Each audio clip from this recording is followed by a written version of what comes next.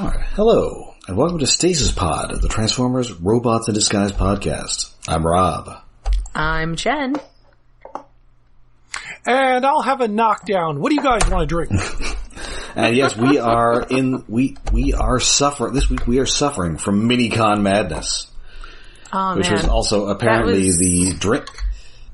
That was me, circa 2002. Yeah, that was me in like 2005. But yeah, Minicon Madness was apparently the title of the drinks menu for the debut of the one Transformers game on the PS2. Yes. So there were a bunch of drinks named after the Minicons they had in that game. Aww. That's pretty cool. I would drink it. Yeah, and I don't drink any of that stuff except for gin and tonic, which is a knockdown. Which is kind of weird. It's just the basic drinks that, unless somebody has pictures of the drinks and there was something fancier, the menu is just, oh, here's a basic drink. We gave it a different name. I mean, as far as Minicon British second wave ska bands, I think I prefer Minicon Fine Young Cannibals. Maybe Minicon The Specials. Minicons Midnight Runners. I don't know the name of any ska bands. Well, I was just British ones, but surely you know the Mighty Mighty Boss Tones, or there's ska. Save Ferris. Mini Boss Tones. That's actually a good title. Ska is a musical genre that kind of skipped me by somehow. Well, I mean, it makes sense because, you know, if you're playing with your Minicons, when you're done, you gotta pick them up. I was extremely cool in the 90s, so of course I was very aware of ska. Pick it up just reminds me of a cat I miss who loved knocking Minicons. Specifically, one of the little helicopter ones down. Just loved batting that off a shelf. So much so, I got a spare in case she ever broke that one. Oh, it's like the Mandalorian getting a little extra knob thing for for the child.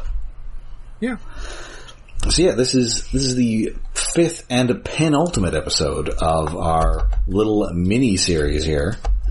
This first aired November 19th, 2016, written by Adam Beechin, who is generally the pilot, the premiere and finale guy. Does all the special meta episodes. He's going to do the next episode and then the first two episodes of the next season. Ooh. Well, of course, because they're the first episodes of the season. Exactly. And so we open, as we closed last time. Bumblebee is the captive of Starscream and his ragtag crew of mercenaries who are, like, if you were doing like an arc of Transformers comics, you had to introduce some guys, but you didn't have toys for them, these are the guys you would introduce. Yeah. And Insecticon. Does the Insecticon get any lines? No, he does not. He doesn't even make, like, scary horse noises like the other Insecticons. He should at least make scary horse noises. He does look cool, though, because he's an Insecticon who's Insecticon-colored, but besides the basic black and purple and yellow, they also had a teal, which is a really great color scheme I wish was on a toy. Yeah, that is Razor Horn. He looks really good. I'm just wondering if he's, like, verbal. Well, we didn't hear a lot of Insecticons talking. There was only like one. There was one guy. I think that was Hardshell. I think he was David K. That's why I'm wondering, because it would be significant if he was verbal. Like, it's a legitimate question. Yes. As he is an Insecticon, whether he is actually like a being capable of communication or sentience. Well, maybe he is, but he's just mute. Or whether he's like Bob the Insecticon. Yeah. And of course we've also got Shadelock, who is the blue guy, who's a Decepticon. And we've got Rough Edge. No, Rough Edge, you said it right the first time. The guy who is inexplicably an Autobot. Yeah. Metamucil. So I didn't even notice he was an Autobot insignia anywhere on him in the first episode. This episode I did notice. Like in one shot. It's interesting that it never comes up in dialogue. No? Well, I mean, partly he doesn't have any lines. He has a couple minor things, mostly like, ow, oof, oh shit. Yeah. Basically. I don't think yeah. Maybe not in this episode, but in like one of the episodes. But yeah, it's really, this season, despite being a mini-con episode, which is funny, kind of feels like it could have and should have been like at least 10 episodes or 13. Like with the potential, like the Autobot Mercenary, there's a story, there's an entire episode right there. Yes. Insecticon that does not talk. They could have definitely padded it out with some, like you said, character stuff. I don't know. Yeah, I thought it was specific episodes. Half the minicons don't really get to do anything. Yeah, we don't really get... I thought it was a good, tight little season, but yeah, it could have been it's longer. good. It just, I want more. Yeah, I would have liked a little more from, like, Bash Breaker and Lancelon and the guys who don't get lines. Anyway, we're not actually done with the season yet. It's no, we're not. So, it almost is. So yeah, Starscream's all, hey, this is my lucky day. I really just came here for these minicons, but I also get Bumblebee and the Dark Star Saber. And we get a really good look at him here, and we can really see his Robert Smith eye makeup. It is a nice touch. I mean, if they're gonna put him back in his G1 style body, it's nice that they carry that face over from Prime. Well, Especially in fact, as we know they have access to the Prime, CG assets. Yes. In fact, they mentioned that he's, he's gone back to an old body style. Yeah, that's the only time that it feels like the video games that were supposed to be in the same continuity were actually in the same continuity. I mean, there's some vague allusions to Bumblebee losing his voice that happened there in some respect. So do you think it's weird for Starscream here? Do you think he keeps forgetting that Bumblebee can talk now? Oh my goodness, somebody's setting off fireworks outside and there was just a tiny kitten stampede. I really wish they wouldn't do that. Please, people in residential areas, be mindful with your fireworks. Well, he does pontificate quite a bit, so maybe he does forget. I mean, I guess it depends how much he knew Bumblebee before he lost his voice. Mm-hmm. Yeah, I guess that's fair. It might have been stranger for him that Bumblebee couldn't talk, and so this may be great. Now I'm trying to remember the video games, and did they ever fight in a level? I can't remember. Also, speaking of reusing CG assets, the interior of this place really looks a lot like the Nemesis.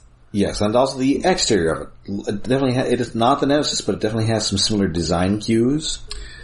Well, yes. Yeah, in the sense like the Nemesis was like a battleship, and this is more like a frigate. Yes. It's downscale. Mm-hmm. It's got big Nemesis vibes.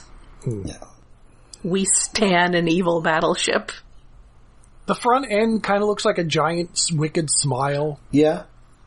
It's just teeth. I mean, it's possible that he thinks it's weird that Bumblebee can talk, and Bumblebee thinks it's weird that Starscream isn't like a weird, hunched-over Mr. Burns guy anymore. Yes, that he has colors. But it is interesting that they have a whole little conversation about, how Starscream looks different now, because I feel like those sorts of conversations don't always happen. Yes. It's not always acknowledged. But, and certainly Bloom is still making a meal of this role. Oh yeah, he's chewing some scenery, he's having fun. And now you keep bringing up Mr. Burns. Now I want a series where Starscream is in control and he has a Mr. Smithers. Like any of the times he's in control, his minions are just around or bickering or whatever the fuck. Usually, they're not like a sucker. He doesn't have a sound wave. He's in charge, but everybody else is constantly doing the Wayne's World, get a load of this guy cam. Yeah. Yes. He needs someone who just, oh man, I want that so bad now. I guess the closest is IDW with Rat Trap. Yeah, I guess who's more sycophantic than Starscream? It would have to be a real loser. Yes. Well, yeah, but a loyal yes man of some kind. Mr. Smithers, a Soundwave, Maybe that weird... Cobra Commander doesn't have one of those guys. Maybe that weird crawling... Yeah, it seems... I don't think... Does Cobra Commander have any troops who aren't trying to betray him at all times? Like... Mindbender? Maybe? I mean, he's definitely talking about how much he sucks in G.I. Joe the movie. Oh, yeah. He talks about he sucks, but he's still working for him. Or whoever's in charge. Had some well, no, I guess he does build Serpentor and things go weird. So some point. And also, I think he betrays him in the comics, too. That's why he has to get, like, resurrected in, like, weird naked fashion. Oh, yeah. I've seen pictures. I haven't read any Joe comics. I just read the Joe comics around when the G2 stuff started happening, but I do remember Dr. Mindbender having to be resurrected. Yes. I think he's naked except for the monocle. Yes. I think I think it's drawn by... I mean, not that he's wearing that much more in the way of clothes normally. I think it's drawn by Andrew Wildman, and there's some, like, conveniently placed vapors or something. I mean, we're not seeing... Even in the 90s, we weren't seeing Dr. Mindbender's junk. But no, I'm trying to think... No. I don't think Cobra Commander has, like, a Soundwave type guy. It's, like, Destro's always trying to betray him. Yeah, no, Destro's really. the Starscream. There was some, like, boring guy. I watched Arise Serpentor Arise, like, a couple months ago when I was bored at work. And there was some guy, and now I can't even remember his name, and he was, like, boring. Is it like Scrap Iron, he was maybe? Loyal. Yes! That was it. Okay. Yeah, exactly. Who remembers Scrap Iron? I mean, he's kind of got, like, a cool look and all, but, yeah, I mean, Destro's always trying to betray you. The Baroness is always boning Destro and also trying to betray you. I feel like the Crimson Twins are trying to betray him at various times. I mean, as much as they can manage doing much of anything. I mean, he's trying to betray Serpentor. Amazing hair. Starscream's all the way exactly. down. They built like an all Starscream fighting force. Oops, all Starscream. Anyways, it's apparently very clear. It's very clear that at some point we need to do an episode of G.I. Joe. We've done like 2 episodes of G.I. Joe. Another one. We did one. We could definitely do multiple episodes. We did a Christmas episode. We did the Christmas one like ages ago. I mean, we could definitely do that one where Shipwreck has a weird family who melts.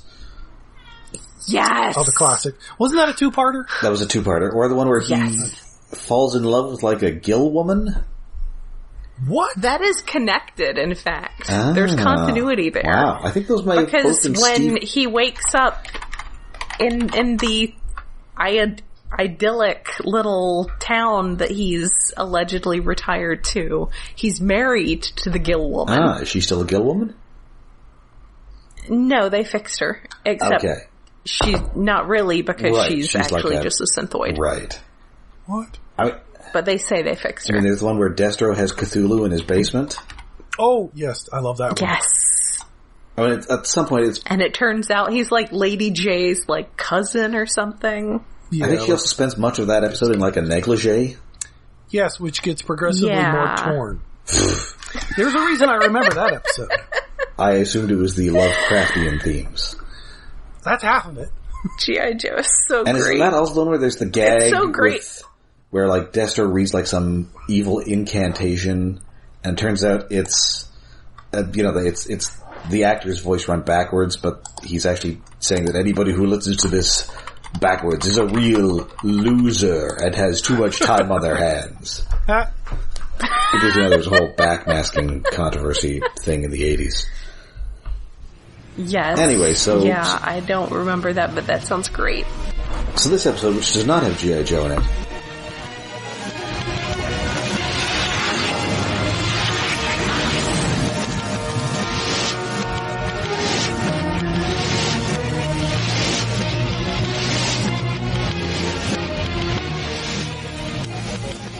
Bumblebee tries to make a break for it. He kind of drives through the ship's corridors, but instead gets outnumbered and beaten up by Starscream's goons. So meanwhile, at the scrapyard, Optimus Prime is back, and he's been informed of what's going on, which is, and of course he's dismayed because Starscream is harder to eliminate than servo rust. That's just mean. I mean, he's also as annoying as servo rust. But hey, the good news is that, even though Fix-It and the other Minicons have been abducted, Denny and Russell apparently passed that training course they mentioned a couple episodes ago, so now they can operate this equipment. Kind of. So it is now time for some exposition, and hey, does everyone remember Transformers Prime? Because this episode does. Vaguely enough. Wait, do I? It remembers it just enough to tell a really good joke. Visual joke. So when we last saw Starscream, he was at the mercy of those two new Predacons who were introduced in Predacons Rising. Transformers Prime, Predacons Rising. And quick, can you name those two Predacons? Skylynx was one of them, because I think I have the toy. And that's correct. I have the other one, I don't remember what the fuck it was. Darksteel. I was going to say no. No, I cannot. Skylynx Darksteel's a good name, but it's also really generic. Well, it's the second use of it, because it was also the name of a snake-themed movie Sideswipe redeco. Oh yes, I love that sucker. He's got a great color scheme. He's Quick Strike. Right, he's meant to look like Quick Strike, because I guess one of the members of the Transformers team, who I think is maybe on the Joe team now, really loves snakes. Yeah. It's like Larry or Lanny or Joe team Danny is or something. Lenny? Lenny, that's it. I mean, that's a good place to be if you like snake decos. Oh, sure. Oh, so he's just biting it's kind of like... champing at the bit for Serpentor now. Let me do Serpentor. Allegedly, they're going to. Yeah, so, allegedly they're going to do a lot of them. I mean, and the thing with that Joe line is you can kind of just predict, well, who haven't they done yet from 1986 and below? They're going to do that guy. Yeah. Yes. Yeah, oh, surprise, surprise, there's a Mindbender coming. Oh, surprise, is somebody going to do, I don't know, Zap? I'm surprised that it took this long to do Shipwreck, but he's apparently been announced now. I guess maybe he's bigger with the cartoon fans than the comics fans. Yeah, but he's super big with the cartoon fans. Well, it's because everybody loves Jack Nicholson. Yeah. It's because he was just weirdly important. I don't know why the writers were so fixated on him. Maybe but the writers really loved him. Maybe some of the writers were pro-Navy and anti-Army? Maybe. Or anti-Coast Guard. I don't think Cutter ever got a full episode. Mm-hmm. He's their only Coast Guard guy. I don't know if they've. Well, I mean, I guess needs more lifeline. I guess they kind of already had a bunch of Space Force guys before there was a Space Force. Yeah. They had that whole Space Force subline. Exactly. They got Robo Joe, Star Brigade. Yes, Robo Joe. I had the Destro from that series. When I was like 14. Anyway, so, Starscream was in Darkman. He says that, I managed to bravely defeat them, and it turns out he actually just, pressed a button that fired a gun that killed them. Yes, apparently. It's a very cute little sequence, because it's, not fully animated. No, it's just sort of... No, it's still paintings. It's semi-motion. The screen on Starscream's face is delightful. Yes. R.I.P. Darksteel and Skylynx, we hardly knew ye. So they're dead. Yeah, yes. So they're dead. They have been killed off screen. Yes, he just eliminated 2/3 of the entire Predacon species. Technically it's on screen. Yes. Well, they go from Predacons to Deadicons. Starscream is at the beginning of an Alien sequel. If Starscream was Arnold Schwarzenegger, he would say, "You are fossilized." No. Welcome to extinction. Because they always starting Alien movies by pointing out how everyone who survived the last movie except Ripley is now dead. Yeah. And sometimes Ripley too. So anyway, this leads to him finding Shockwave's lab. Yes. Too many S names to that. And he had seven weaponized minicons just in a bunch of tubes. And it seems that some of them had it was pretty messed up, man. They had limbs missing and stuff. I assume those were the ones those were the failed experiments. These ones are the successful ones. Oh.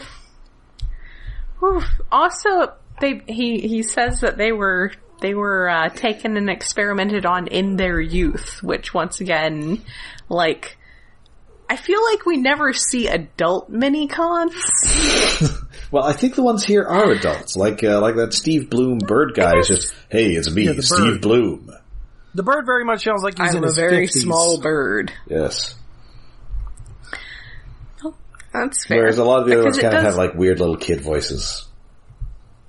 Yeah, it often feels like minicons are sort of a shorthand for child Cybertronians, even though there's no way in which that makes sense. No, it doesn't. I mean, I don't think that the Drift's minicons are ever going to grow up into full-size Transformers.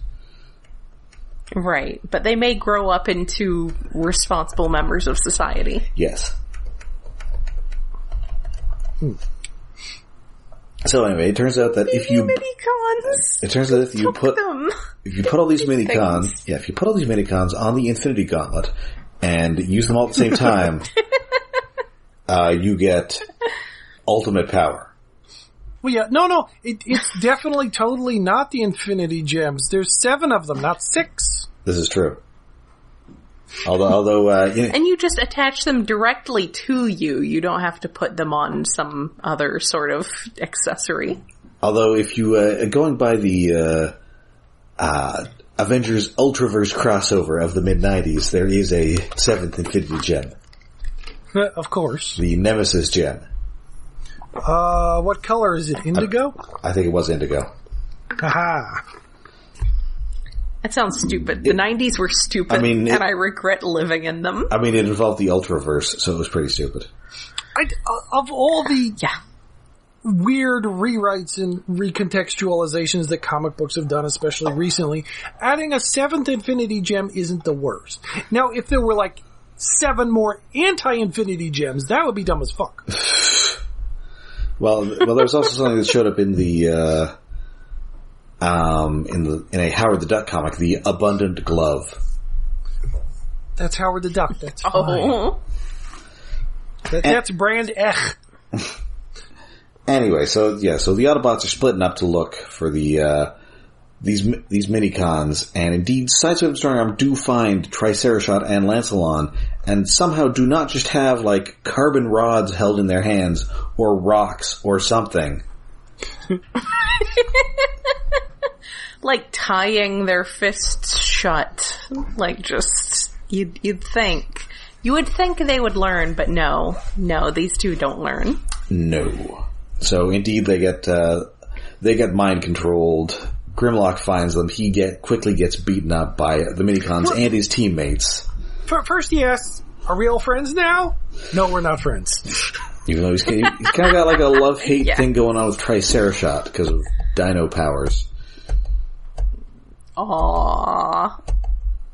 His tiny dino friend. But then finally Optimus Prime gets there, and everybody knows Optimus Prime. So he's all, maybe we should give this a shot. See what's up.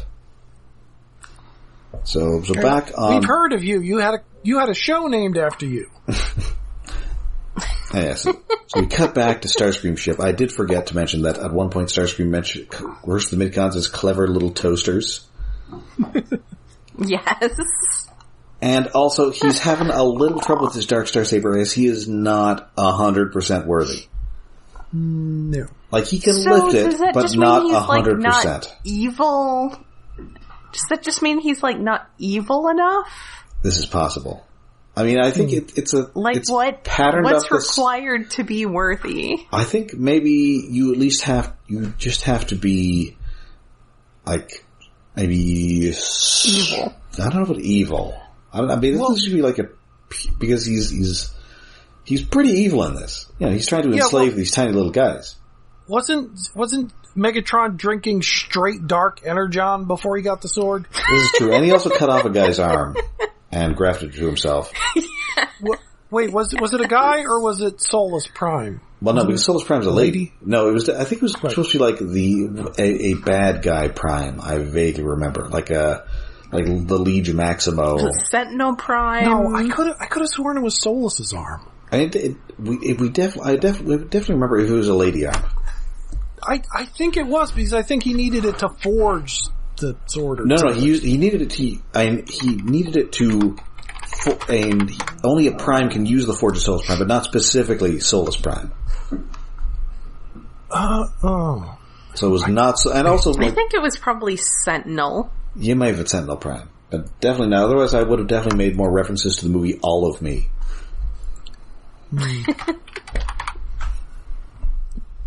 Anyway, so the Minicons make a little Minicon tower because they're entrapped by a force field, but instead they decide to go through the ceiling and over the force field. It's very resourceful of them. Mm-hmm. But,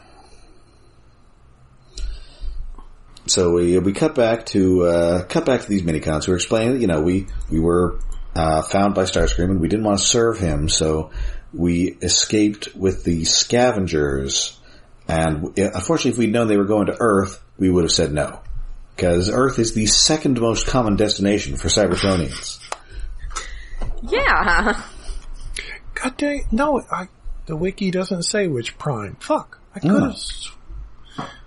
I guess I just assumed because he needed to use the Forge of Solus Prime. They specifically mentioned that it was a Prime, but I don't. Yeah. I think it could have been any Prime because Optimus Prime could use it. Yeah. Yeah, but I don't know. For some reason, I guess I thought that was Solus Prime's color scheme. Yeah. And so we're explaining power linking and such, and Strongham did feel a surge when Sawtooth linked to her, but not a full surge. So, and you need to have trust and acceptance between both Minicon and Big Transformer. I was just having flashbacks to the time at BotCon in 2003 where I got drunk and was trying to explain to, I think, Doug Lynn how hard it is to write Armada fanfic that doesn't come off as super gay. Yeah. Because we are absolutely at Armada Minicons here. Yes. And I am here for this. But yes, consent is very important. And the more enthusiastic that consent is, the more powerful your surge is going to be. So it's wow. Yeah. I love it. Where is it that Tricerashot laments that they had to arrive on Earth, the second most popular Transformers tourist spot in the entire universe? That's here. Yes. I like that they called that out in the dialogue. Yes. It's well, if it's not on Cybertron, it's fucking on Earth, of course. It's on Earth. They gotta go to Earth, everything's on Earth. Why? I don't know. Unicron, apparently. Cybertron's recycling bin. Yes. There's just this, cosmic, magnetic pull between them. You throw something into space on Cybertron, and once it leaves orbit, it's just drawn to Earth. At least for this continuity, it makes sense, but it happens in pretty much every continuity. At least this one's Primus at one end, Unicron at the other. Okay. I'll give you that one. So yes, this season, especially the last couple episodes, have been about how you should not punch down, because Sideswipe is still, in fact, canceled. And also, consent is extremement important. So, I'm enjoying this season. These are very important lessons. Yeah, so Prime and Aerobolt briefly try to power link, and Prime briefly goes Super Saiyan. Yes. New shiny armor that I'm guessing there was a toy that had probably something similar to it, at least. There were so many Primes in this. Probably something that, never actually got released. It was released in, Europe. Oh, yeah, maybe it might have been a tail end toy that never showed up. Or, no, there's another season, so that should be. Yeah, no, well, this wasn't a tail ender, but some of these weaponized Minicons were poorly distributed. Yeah, I was looking that up. So yeah, but he gets wings, which is very cool. Yes, it doesn't quite work, and he does have experience flying. It's happened a couple of times, but not this time. Oh yeah, It's true, it has. when he was the flying brick. Yes. Yes, that was great. He was the least aerodynamic flying Prime ever. It's just... Yeah. It is amazing how he Throw the looked brick through less the able air. to fly than Cybertron Optimus Prime. He looked about as ready to fly as Grandus. Yeah. The chunkiest Optimus. Oh, Which it's an okay look for Grandus? Optimus, it's like, but not as a flying Optimus. Mm-hmm. Yeah, not so much. Not as a flying anything. Yeah. So they decide that, they're going to team up and they're going to find these, they're going to find these Autobots they're going to find these Minicons and Bumblebee. And, the Autobots are going to help them. But, Tricerashot, he's not having it. Nope, and it comes off as very, like, he's having feelings and he's not sure about them or comfortable with them. Which, it's like, I don't know what I felt. Well, to me it was just coming off as like, oh, he's the Raphael. Yeah. Nope, he's definitely having feelings that he's not sure about or comfortable with. Well, that's Raphael. I guess. That's fair. And stay tuned for Tricerashot wandering the streets of late 80s New York in a trench coat. Even though he is quadrupedal. He's a Triceratops. If any Dinobot is going to be sympathetic with a turtle who wields a three-pointed sai, it's a Triceratops. That's fair. Well, this is true. It's a piercing weapon. Yeah. Although he's just a gun. What if Raphael was a gun? I mean, he seems like the most likely Autobot, or most likely Ninja Turtle to be a gun. Yes. Wait. Maybe not to use a gun. Because Donatello would build a gun. I'm not thinking like a laser gun or anything. I'm just talking like an actual gun. Like a revolver. Yes. Kept in the pocket of his trench coat. Yes. Where you put it. Anyway, and now I just like the idea of a little tiny robotic Triceratops in a trench coat. Yes. I love him. He's my favorite now. He's having feelings and he doesn't want to deal with it. He is orange like the Triceratons? Oh, yes, Is that what they were called? Yeah. Oh. The alien Triceratops guys. But they are at least, I guess orange is just a really bipedal. common Triceratops color for some reason. Yeah, isn't that kind of the color of the Triceratops from Land Before Time, too? Yeah, it's sort of like, a faded... He's like an orangish. Orange. Yeah. Huh. I wonder why that... Well, yeah, why the fuck did that become a thing? I feel that a Triceratops, or that a Tyrannosaurus is often green. So you get a good contrast there. It's either green or maybe red. Except for our purple favorite, but... Yes. Usually green. So anyway, the Jetstorm is now on the bridge. She's trying to get things going, and so Bumblebee has to sort of keep Starscream monologuing so that he doesn't get noticed. Yes. Which was just giving me flashbacks to that one Batman Beyond movie. Yes.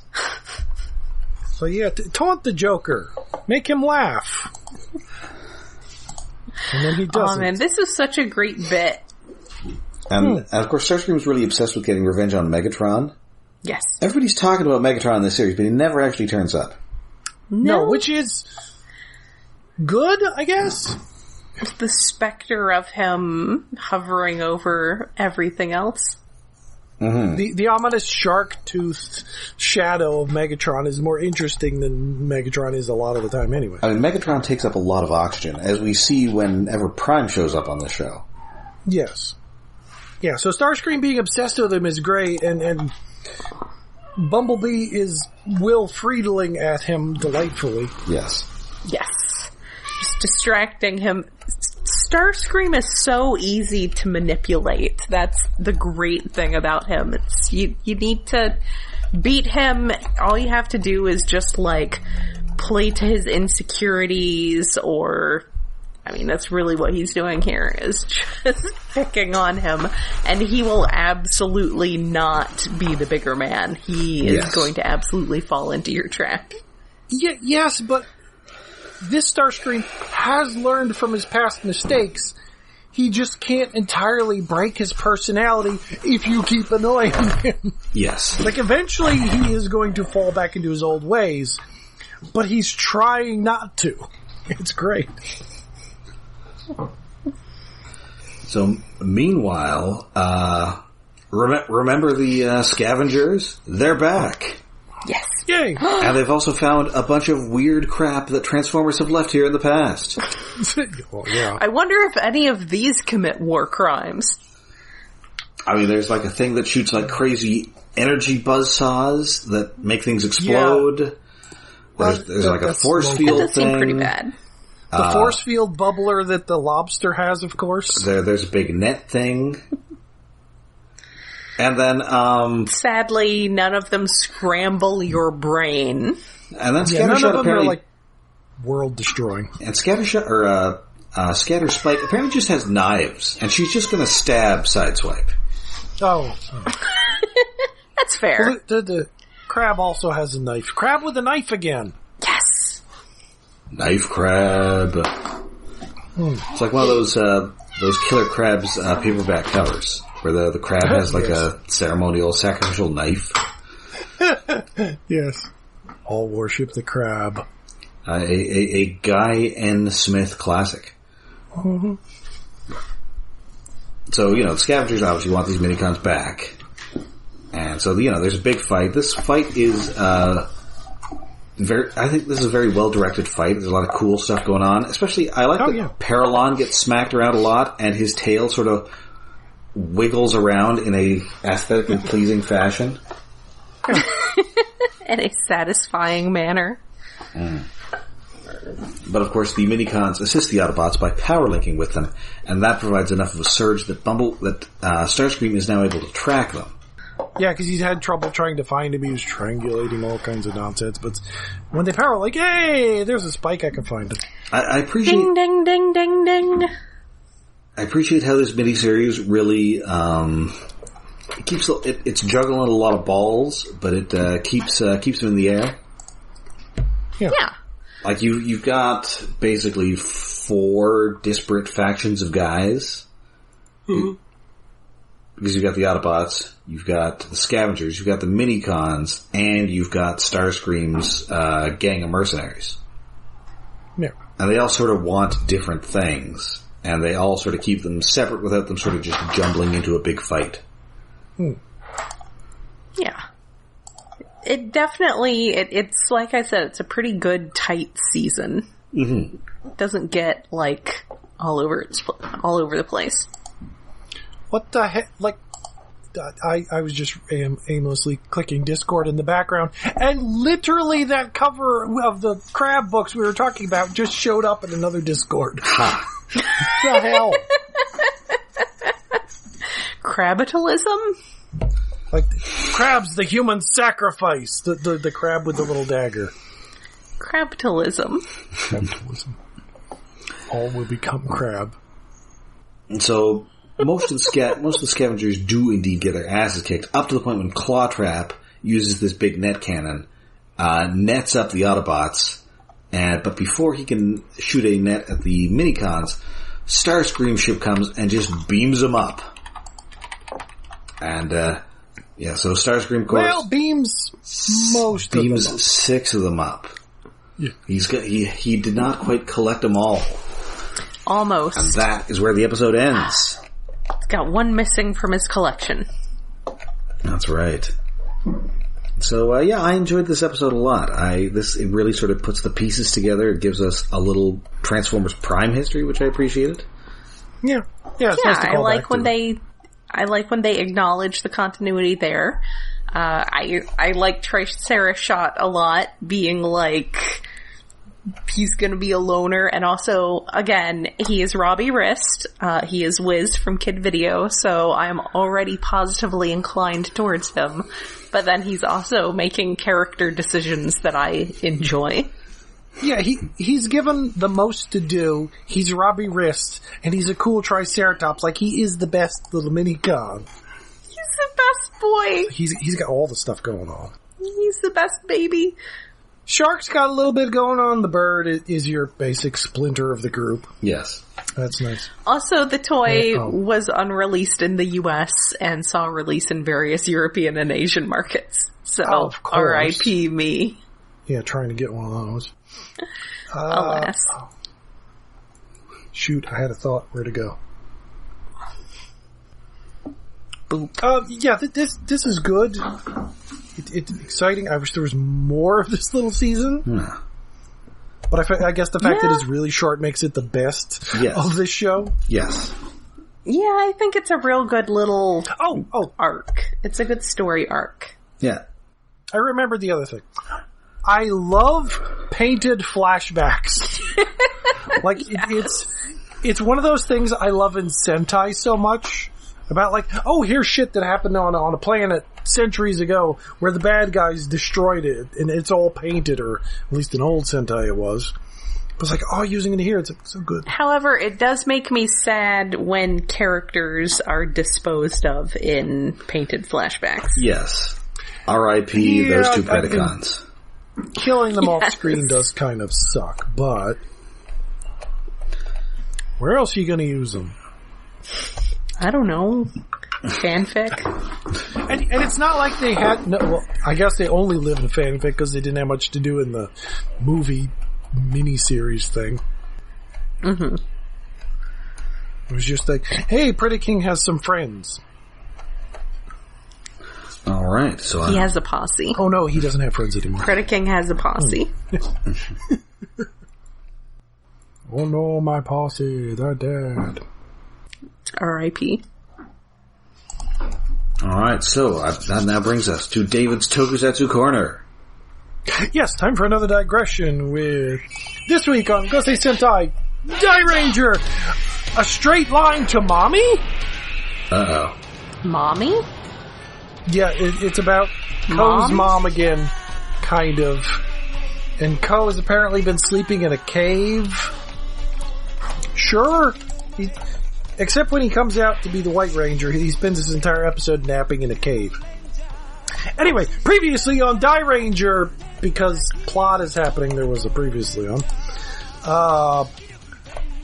The Button Kid is wandering around, and he has a new robot minion thing, which is like the coolest suit in the entire show.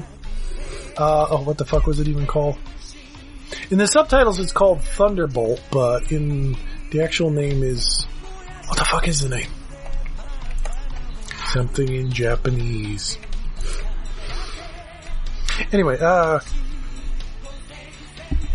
Ikazuchi, is that what it is? Robot. Wanna find it. It looks cool.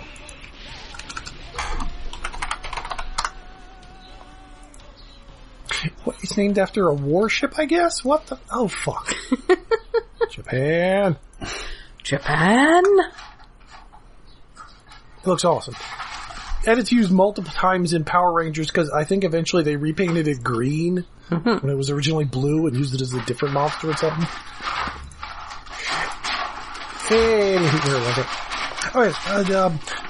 Some random kids are wandering around, wander into an old disused temple, find Button Kid yelling at Ko's mom, go to report it. Bad guys chase after them. They run into the Pink Ranger. Pink Ranger runs back to the temple to try and get Ko's mom. They have a fight. Fighting ensues. Triangle wins. Triangle Man wins. Triangle Man. Yes. The other Rangers show up. How does it go? Oh yeah, the new giant Thunderbolt Ikazuchi monster grows to giant size. And then the Red Ranger has to get in his Zord and go fight it, which, hey, we didn't have a Zord fight last episode. Turns out this episode we get two. So they're having a fight, and the giant robot monster releases rainbow-colored lighting, which hits the Rangers and the Red Dragon Zord, and wakes up Ko somehow, and he comes out. And then, of course, it wakes up Serpentera, too. It's like, oh, hey! Yay, Serpentera! Somebody's fighting on the Earth. I must go kick some ass. Time for Serpentera. Yeah. But when Ko, the White Ranger, comes out, he transforms into White Ranger, summons his Zord, and starts fighting the Red Dragon Zord. So we have Ranger fight because I guess he was napping and sleep deprived and is now evil. Well, there's the whole thing where his birthday's coming up, and if he doesn't meet his mommy before his birthday, he's going to be turned into an evil Gorma kid. Because reasons? Okay. Because he's half Gorma or something. That's because of reasons.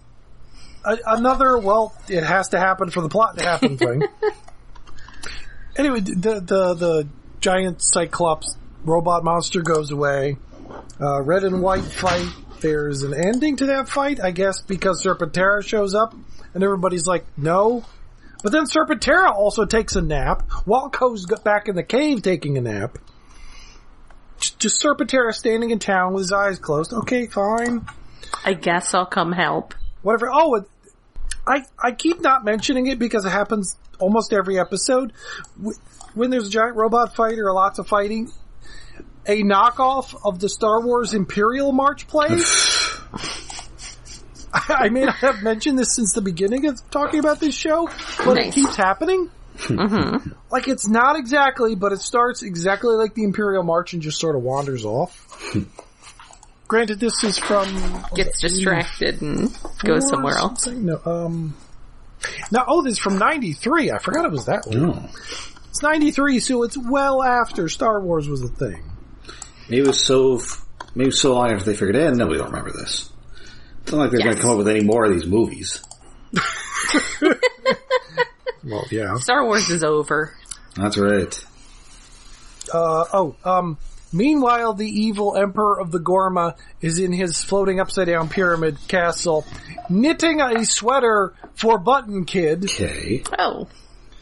Because he's a nutball. And well, Button Kid's also in charge of Ko's mom. He's trying to make sure that Ko stays away from Ko's mom. But then the Cenobites, including his dad, show up to say, why don't you just kill Ko's mom so Ko will definitely turn into an evil Gorma and join us? But then Button Kid's like, no, the mother must see him turn evil so I can have my complete revenge. And his dad's like, fuck you, I'm going to talk to the Emperor who's knitting you a sweater and I'm going to pull rank. And it's like, okay, I've been gotten permission from the Emperor to go kill this lady, and if you stop me from doing that, I'll kill you too. But the fighting ensues, so that his dad Shaddam runs off to go find the mom, while the other two Cenobites fight the monster of the week robot, who's awesome, who's actually, spoiler, he's going to be a monster of multiple weeks. Cause he's really he's like one of my favorite monster designs ever. It's awesome, spiky, with giant pinchers and one eye and big spikes on the shoulders. Oh, he's really cool. He got one eye. Anyway, and then the Rangers show up, so it's an all-out free-for-all outside of fighting. Yeah, and then the monster grows big again, and the Red Ranger has to fight it. But meanwhile, Shaddam, his son Button Kid, and Ko's mom are all in the same place at the same time, and they know each other. However, the Rangers come in before they explain the plot. The Rangers interrupt the plot of why does the main bad guy know Ko's mom? Oh, is this Ko's dad? Is Button Kid his half brother? I don't know. It feels like it's going there, but the Rangers interrupted it before we found out. Okay. Now you still don't know. And then Serpentera shows up again. To be continued. To be continued. Like the Rangers were a hindrance to this episode. I wanted to find out what was going on with the bad guy soap opera. No, robots have to fight now. It's time for robots to fight. Well, they are fighting. The robots are fighting. We do get 2 robot fights in this episode, despite there not being any last episode. Oh, so many. They gotta make up for it. It was a fun little episode. There's a quota they have to meet. Yeah. But they have to meet it for the series. So you can have 2 in one to make up for not having any in a different one. Yeah. All right.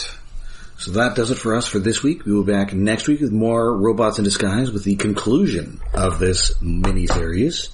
But until then, you can find us all over the internet. We are on Twitter, we're on Facebook, and we have a Patreon. Yes, we are hosted on iaconunderground.net, where we have a Patreon set up to help with hosting and other expenses. That is patreon.com/iaconunderground. For the month of July, it's finally on streaming, so that means it's time to talk about Doctor Strange in the Multiverse of Madness. So if you want to read about our multiversing and our madness, that is for as little as $1 a month. You can join in on our Patreon episodes. We definitely always have a lot to say about MCU movies. I think we did a good job of not doing a 3-hour episode this time. So, yes. Good job us. Not quite. But yeah, it was it's a fun movie. It's fun to talk about. Sam Raimi is definitely like an entire thing. So yeah, that is our Patreon. I have so many kittens on my keyboard right now, guys. So many. Alright, we'll be back next week with a tie-in to Thor Love and Thunder because we are all worthy. Oh, yeah. Wait, Thor out now? Not yet. Okay. Soon. Yes. Well, not as a recording, not yet. Okay. But until then, I'm Rob. I'm Jen. And I'm David.